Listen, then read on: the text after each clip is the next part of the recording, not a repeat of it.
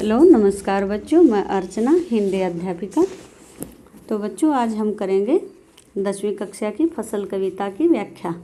इससे पहले हमने की थी यह दंतुरित मुस्कान। उस कविता में हमने नागार्जुन जी के बारे में भी बताया था, तो अब की बार हमें नागार्जुन जी के बारे में बताने की ज़रूरत नहीं है। तो ये जो कविता है ये भी नागार्जुन जी के द्वारा ही रचित है। फसल जो है, देखो नाम सुनते ही हमारे दिमाग में लहलाती हुई फसलें आ जाती हैं। और इस कविता के अंदर कविवर ने बताया है कि भाई इस कविता के माध्यम से यही बताना चाह रहा है कि फसल को पैदा करने के लिए किन किन तत्वों का योगदान होता है और कितने कितने लोगों की ज़रूरत होती है, कैसी मिट्टी में होती है, नदियों में के पानी से होती है, या किन किन तत्वों से इसकी पैदावार होती है कि पैदा होकर हमारे घरों तक पहुंचती है और हमारा भरण पोषण करती है। तो चलो हम करते हैं कविता। एक के नहीं, दो के नहीं, ढेर सारी नदियों के पानी का जादू है। फसल जो कविता है इसमें कविवर ने बताना चाहा है कि फसल जो है वो एक या दो नदियों के पानी का जादू नहीं है, बल्कि ये तो अपने आप कोई पैदा नहीं होती है। फसल की बिजाई की जाती है, रुपाई की जाती है और फिर उसके अंदर पानी दिया जाता है, तब जाकर इसकी पैदावार होती है। तो कहना चाह रहे हैं कि फसल है वो किसी एक या दो नदियों के पानी का जादू नहीं है, बल्कि हमारे देश में जो बहुत सारी नदियाँ बहती हैं उनके पानी के द्वारा सिंचाई की जाती है, तब जाके फसल पैदा होती है। एक के नहीं, दो के नहीं, लाख लाख कोटि कोटि हाथों के स्पर्श की गरिमा। किसी एक या दो आदमियों के द्वारा मेहनत करके फसल की पैदावार नहीं हो सकती, बल्कि हजारों लोगों के द्वारा हमारे देश में जिस प्रकार फसल की पैदावार होकर आती है और पूरे देश का जो भरण पोषण होता है वो किसी एक या दो व्यक्तियों के द्वारा नहीं होता, बल्कि लाखों करोड़ों लोगों के हाथों का स्पर्श है।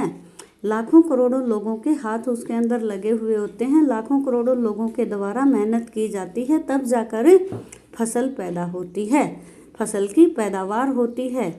लाखों करोड़ों लोगों का योगदान उसके अंदर होता है। अब आगे है कि एक की नहीं, दो की नहीं, हजार हजार खेतों की मिट्टी का गुणधर्म कि कोई एक या दो जगह की मिट्टी में पैदा होकर फसल नहीं होती, बल्कि एक या दो खेतों में इसे उत्पन्न नहीं किया जाता, बल्कि हजारों हजारों खेतों में इसकी पैदावार की जाती है, तब जाकर ये फसल पैदा होकर हमारे तक पहुंचती है। अब आगे पूछ रखा है कि इसमें कवि पहले प्रश्न पूछते हैं कि फसल क्या है, कि फसल भाई है तो क्या है। तो इसका उत्तर भी फिर खुद ही दे रहे हैं कि और तो कुछ नहीं है, वह नदियों के पानी का जादू है। फसल जो है कि ऐसी और कुछ नहीं है, बल्कि कि उत्पन्न होने वाली कोई ऐसी वस्तु नहीं है कि भाई वो अपने आप ही उत्पन्न हो जाएगी, बल्कि वो तो नदियों के पानी का जादू है कि नदियों का पानी जब उसे ये अमृत पानी उसे जो मिलता है तभी जाकर फसल की पैदावार होती है।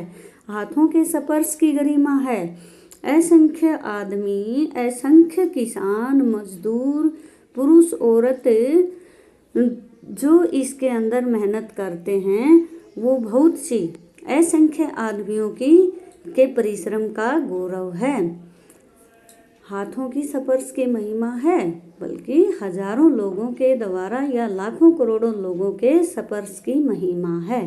भूरी काली संदली मिट्टी का गुणधर्म, कहीं भूरी मिट्टी है तो कहीं काली मिट्टी है, कहीं पर संदली मिट्टी है। हमारे देश में जो विभिन्न प्रकार की मिट्टियाँ होती हैं वो उन सभी के अंदर इस फसल की पैदावार होती है और सभी मिट्टियों के अंदर पैदा होकर उत्पन्न होकर ये फसल हमारे घरों तक पहुंचती है। लाखों हजारों की महिमा भूरी काली संदली मिट्टी का गुणधर्म है। रूपांतरण है सूरज की किरणों का सिमटा हुआ, और रूपांतरण है सूरज की किरणों का। सूरज की किरणों के द्वारा जो फसल के साथ प्रकाश संश्लेषण की क्रिया होती है और फसल की बढ़ोतरी होती है और फसल पकती है, उसका हवाओं का जो भाव होता है और फसल के उत्पादन का जो सूर्य की किरणों के रूपांतरण से होता है, जो प्रकाश संश्लेषण की क्रिया के द्वारा फसल की बढ़ोतरी होती है, फसल उत्पन्न होती है, उसका महत्वपूर्ण योगदान है।